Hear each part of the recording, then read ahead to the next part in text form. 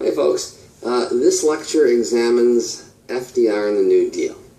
The Depression began several years earlier under the presidency of Herbert Hoover. He tried a few things. The things that Hoover tried were pretty much in the mold of what we call the trickle-down system. Government will not bring direct relief or assistance to you. Instead, government will bring assistance to big business, who will then use that money to modernize your equipment, and then they'll hire you, and then you'll make money, and then you can buy stuff. So that's the trickle-down theory. Government doesn't give money directly or assistance directly to you. It gives money to big business. Well, in theory, that's interesting. In reality, it's never worked. It did not work under Hoover during the Great Depression. It did not work under Reagan when we had horrible inflation and a recession. So that's the theory used by Republicans. So far, it has not worked. FDR was, of course, very wealthy, one of the, not just wealthiest, but one of the best-known families in the United States. Like his cousin, Teddy Roosevelt, he got a classic education.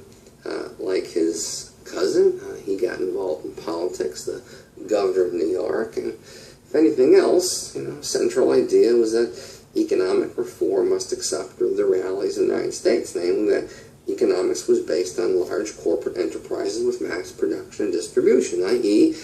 capitalism. He was a supporter of capitalism. He just believed that there needed to be some reform to capitalism, that there had been no checks, no restraints, no nothing on business, and the result has been, the result was negative, both for the economy and for individual American workers. Also, later in life, he came down with a disease known as polio. We don't have polio today in this country because of a physician named Dr. Salk who developed a vaccine for polio. Polio is in third world nations or people who don't believe in vaccinations. Polio is a disease that affects, for the most part, the large muscle masses. In Roosevelt, it manifested in his legs, so he needed braces and canes and assistance to walk around. He's the president during the Depression and World War II, so he's very careful in his public appearances. People know he has polio, but he doesn't want to give the impression that he is anything else but 100% up to the task. So he's not going to roll into a press conference in his wheelchair. What's going to happen is that the Secret Service is going to bring him into the room first, and then the press will be let in.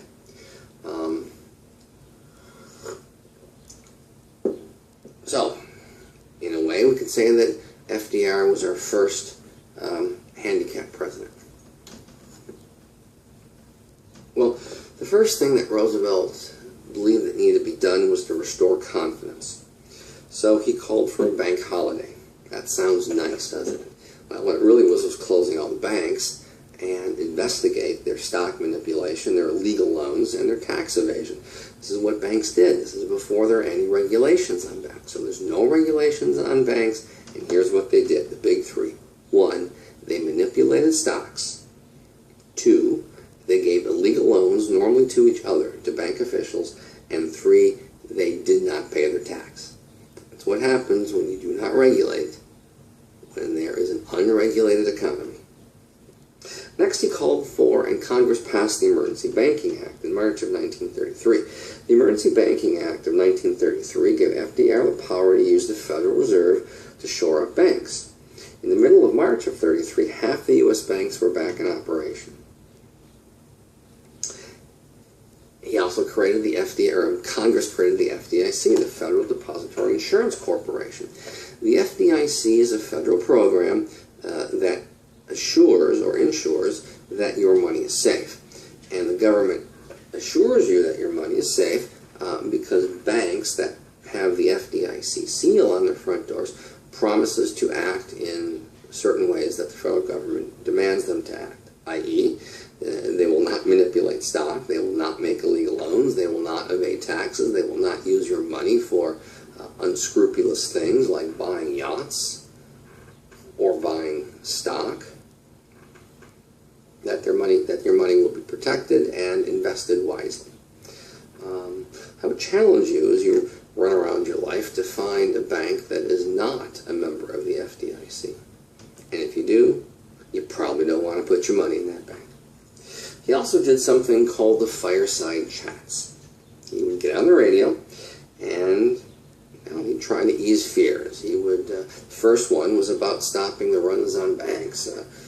People would go and withdraw all their money, and which was not helpful for the banks, the economy. So his first radio message, his first fireside chat was to, ease people's fears. And he only did 6 of these. And he was president from 33 to 45, but he only did 6 of these fireside chats. But in the minds of Americans who lived through this period, psychologically, I cannot overestimate the significance of those 6 broadcasts. Well, in the first 100 days, Roosevelt got Congress to produce many relief organizations. We could spend the entire semester examining the first 100 days. Roosevelt was so active in the first 100 days that now every president ever since, their first 100 days is measured against what Roosevelt did. No big surprise, no president has ever been able to match what Roosevelt did in his first 100 days. So, first we have the CCC, the Civilian Conservation Corps. The Civilian Conservation Corps was established to get jobs pretty much for the unskilled or for the laborers. You had to be between 18 and 25, you had to be a man, you had to be single, no spouses, no kids.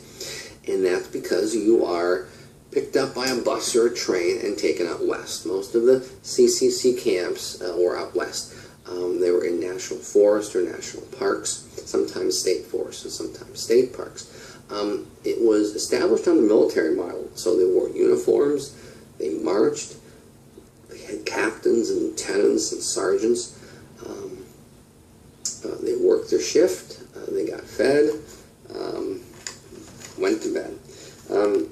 Pay was different depending on where in the country you were working, but on average it was $30 a month. Now, the CCC required that you spend half that money in town, half that money locally, and the other half you send back to your folks to help the economy back home. Because the CCC was based on the military model, and because the military was segregated, the CCC camps were segregated. Well, here's an excerpt from an African-American in a CCC camp named Luther Wandell, W-A-N-D-A-L-L. He was a member, like I said, of a CCC camp. He was from New York, and he wrote about his experiences in an African-American journal called The Crisis. This is from August of 1935. We reached Camp Dix about 7:30 that evening. As we rolled up in front of the headquarters, an officer came out of the bus and told us, quote, "You will double time as you leave the bus. Remove your hat when you hit the door, and when you're asked questions, answer yes sir, no sir." And here it was that Mr. James Crow first definitely put in his appearance. When my record was taken at Pier 1, the letter C was placed on it. When the busloads were made up at Whitehall Street, an officer reported as follows: 35 men, 8 colored. Before we left the bus, the officer shouted, "Colored boys, fall out in the rear." The colored from several buses were herded together and stood in line until after the white boys had been registered and taken to their tents. This seemed to be the established order of the procedure of Camp Dix. So, they segregated the camps, and like the military, like American society at that time. Here's what Wandell said that they ate. Food at Camp Dix was poor in quality and variety, and barely sufficient in quantity. A typical breakfast consisted of boiled eggs, cornflakes, milk bread, coffee, and butter. Lunch was hot dogs, sauerkraut, potatoes, gravy, bread, apple butter, and coffee. And for dinner, they had bologna, applesauce, potato salad, bread, coffee, and cake.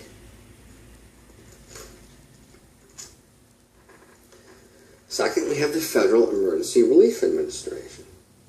The Federal Emergency Relief Administration was led by Harry Hopkins. I forget Hopkins. I think Hopkins was Department of Roosevelt's Secretary of the Treasury. I think maybe Secretary of the Interior. Anyhow, he was on FDR's cabinet. It only lasted for 2 years, and he spent $3 billion. The Federal Emergency Relief Administration gave money to states for states to create training opportunities for unskilled laborers who would then be hired by state and local governments. Once again, these various organizations I'm talking about was to bring relief, was to find jobs for people. Also, we're going to bring relief to farmers.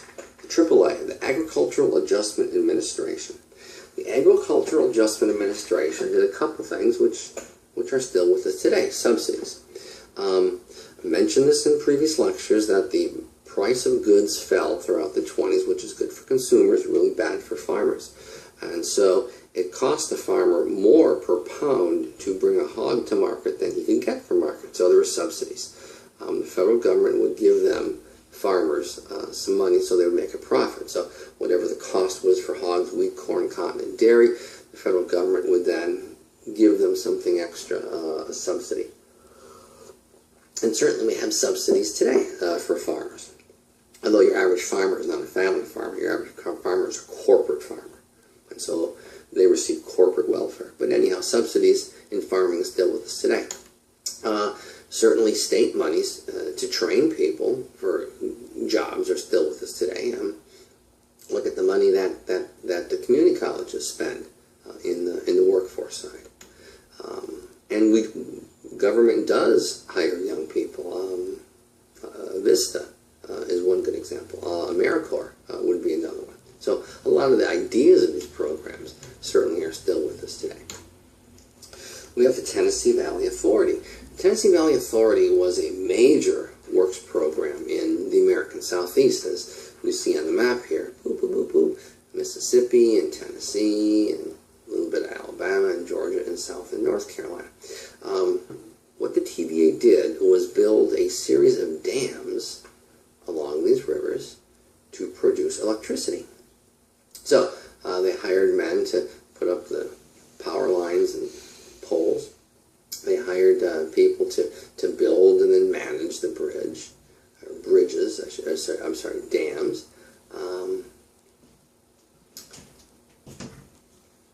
And then they process electricity.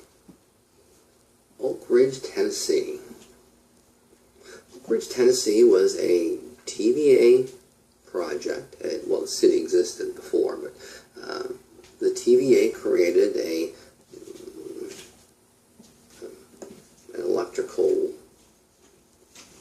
producing job system. You see a lot of them.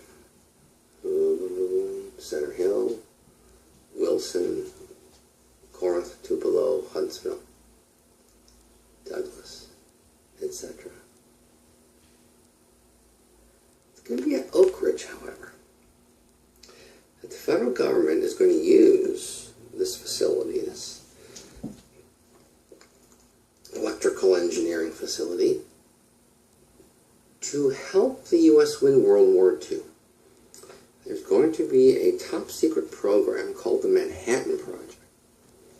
And the Manhattan Project is going to produce 2 atomic bombs. One nicknamed Fat Man and one nicknamed Little Boy. Well, the base idea of atomic weapons is fissionable material. And so it's here at Oak Ridge that the federal government is going to create that fissionable material, like plutonium, that will be placed in the bombs, which are built in other sites, that will be dropped in Japan in August of 1945, Hiroshima and Nagasaki.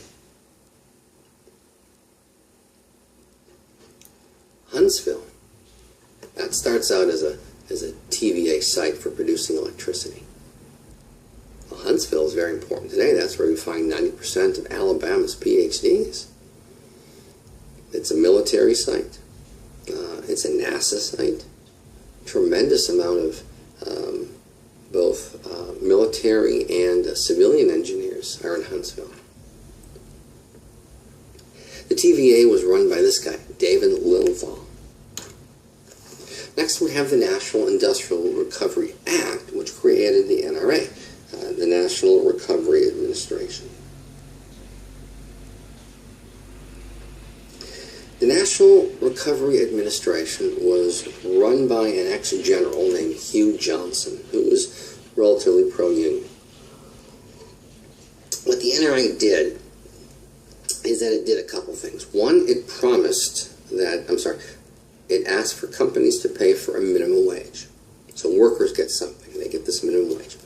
What do businesses get? Well, businesses get customers for a couple ways. One, they're going to put that sign up, NRA, we do our part, the Blue Eagle. Of course, the detractors call this the sick chicken. So, the sign would be up, which means this restaurant is selling, or this business is selling a product at a reasonable price. It was actually called price fixing, and the NRA will, like many of the first deal legislation, or the first New Deal legislations, will be found to be unconstitutional by the Supreme Court. It was price fixing. So, for example, here in Houston, Mexican restaurants would get together and say, okay, this is the price we're all going to charge for a taco plate. And so wherever you go, that's the same price. That's price fixing, which is against the law. But anyhow, this helped businesses stay in business, and like I said, people would be guaranteed a minimum wage. Two interesting things about this. One, African American employment actually rose in areas, in cities and towns and businesses that supported the NRA, to the extent in which the NAACP called the NRA the Negro Removal Act. The reason why African American unemployment rose is because business owners, who are universally white, were very public in their position that if they have to pay someone a minimum wage, it's going to be a white person. The other aspect of the NRA was that there was a businessman, a Democrat, a supporter of FDR, certainly a supporter of the NRA, a businessman in Philadelphia named Bert Bell. Now, Bert Bell was awarded a new NFL team. Like I said, he's in Philadelphia, and he's trying to come up with the name. Well, he's a supporter of the NRA. He likes this. Boom. So he calls his team the Philadelphia Eagles. Next, we have the Public Works Administration. The Public Works Administration was run by Harold Ickes, and he gave $4 billion, not directly to people or states, but to contractors, to companies. And those companies built about 34,000 stuff, and this is public stuff. Dams, bridges, buildings, stuff like that. Stuff that the public can use. The Houston Ship Channel will be worked on as a PWA site. So there's going to be something called the WPA, the Works Progress Administration, or eventually the name will be changed to the Works Projects Administration. The PWA gave money to contractors to build stuff. The WPA is going to hire people directly. So, the winter of 33-34, there was some concern that there wasn't enough relief out there. So, Congress created the Civil Works Administration, led by Harry Hopkins. The Civil Works Administration, like I said, it was the winter of 33-34. It's primarily going to be out west, and they're going to do stuff like maintaining roads, shoveling the snow off the roads. They'll be doing some teaching, some ditch digging. So it's some skilled and unskilled. Like I said, it lasts just for the winter of 33-34. always liked this guy's jacket. I think that's a cool jacket. Nice belt. That's probably real fur. Anyhow, I think that's a cool jacket. If anybody sees that jacket, let me know. I'd like to get that. Next we have the Federal Mortgage Loan Program. Not many people own their home. The vast majority of Americans rent it. So the Homeowners Loan Corporation is going to affect a very, very thin veneer of Americans.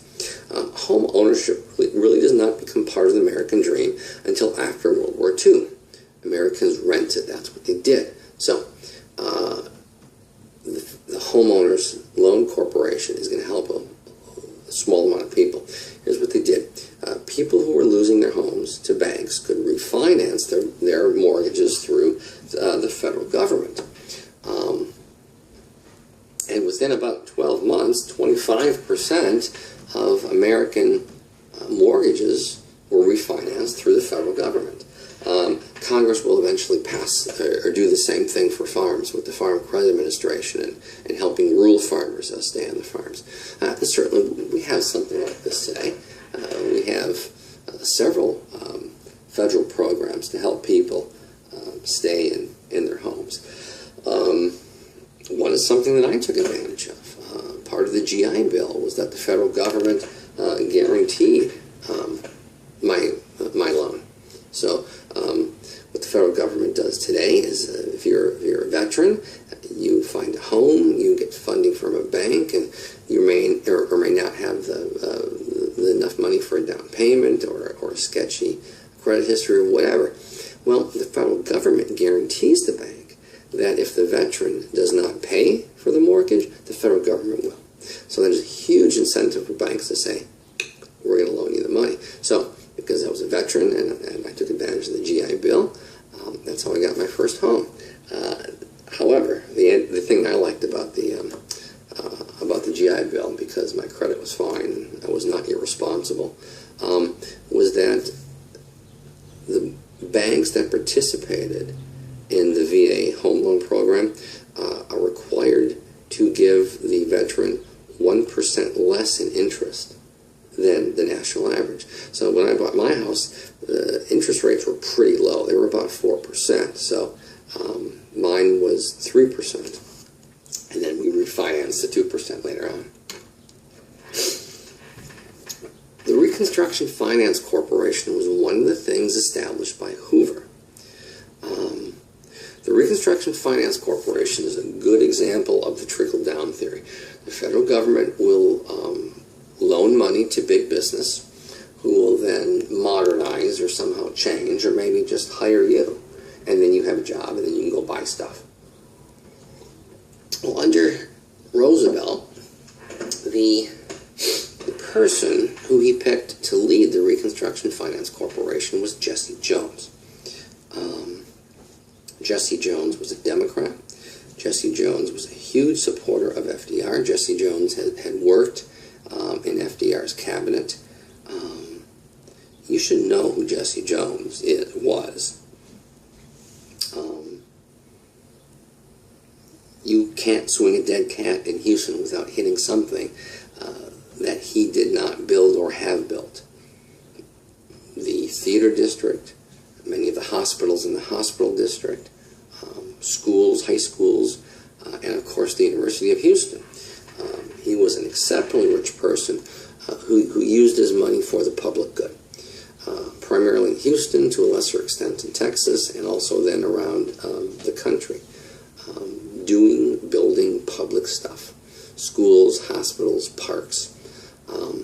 And so he is so popular that at that time, Americans would say that next to FDR, Jesse Jones is going to be the number 2 reason why we made it through the Great Depression. Jones was so popular, Jones was so well known throughout this country that Roosevelt actually wanted Jesse Jones to run as his vice president in 1940.